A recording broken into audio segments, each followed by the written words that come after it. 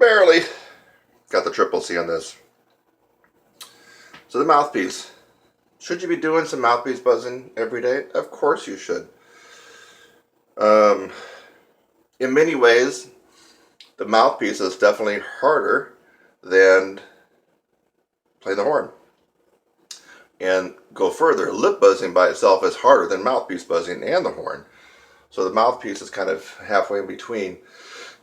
Problem for most people is they don't know exactly what to do on this. And if they were a classical player, more than likely they're doing way too much mouthpiece buzzing, and that has a tendency to thin out the lips, reduce your endurance, reduce the cushion in your lips, and actually reduce your range.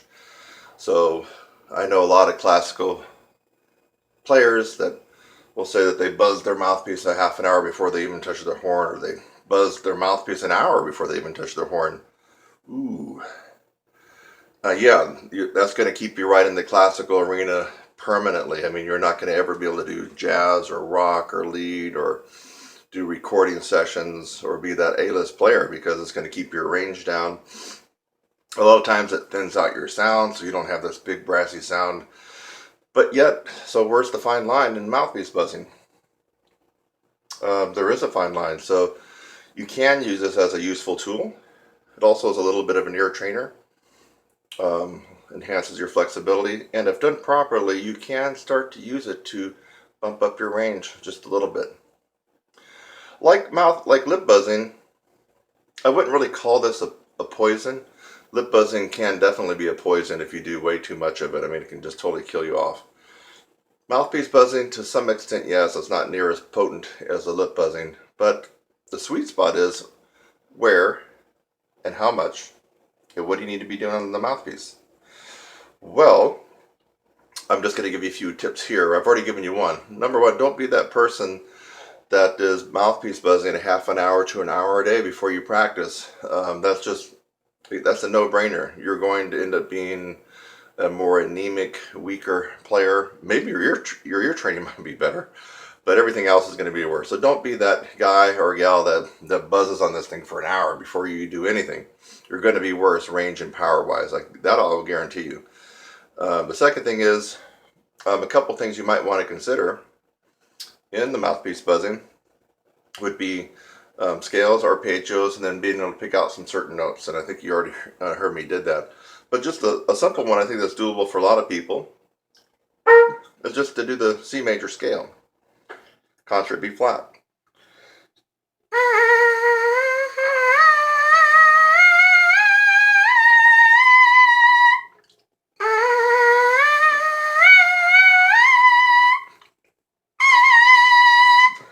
Surprisingly enough, a lot of people that come through my course, not everyone, but a lot of them do have trouble just doing something like that. The scale up, the arpeggio up, hitting the target notes. So my advice to you, if you don't do any mouthpiece buzzing, start doing a little bit every day, maybe a couple of minutes. Try doing a couple of scales. Try doing some arpeggios, and maybe just picking out some notes, in the upper register.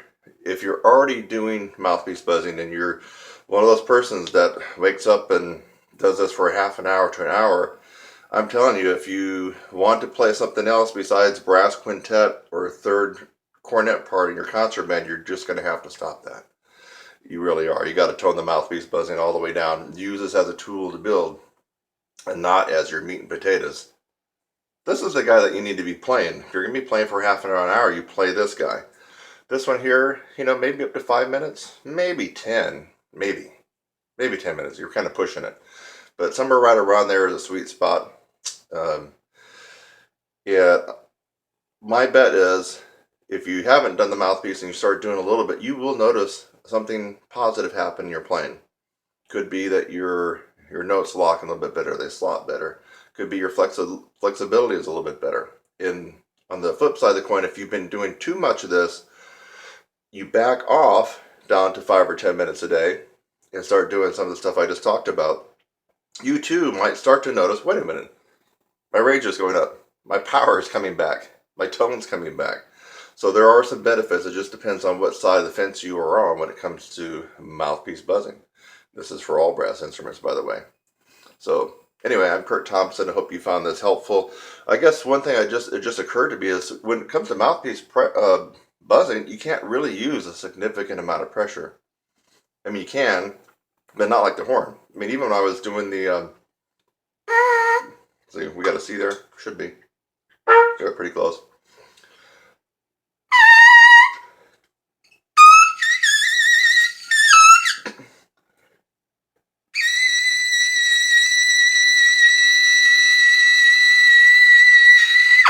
Well, that's a double C. Now, I really couldn't use too much pressure to get that double C to come out. You just the way you grab the mouthpiece and everything, you just can't. It was hard to explain, but you can demonstrate to yourself, put it in the horn, then try playing it and use the mouthpiece, and you'll find you just can't pull in and you can't really see the mouthpiece pressure as much as you might on the horn. So that's kind of another good thing about this guy. You're not going to really kill yourself on him. Anyway, try doing some mouthpiece buzzing. And if you've been doing it way too much, try cutting back. And I'm pretty confident you're going to start to notice some improvements in your playing. See you next time.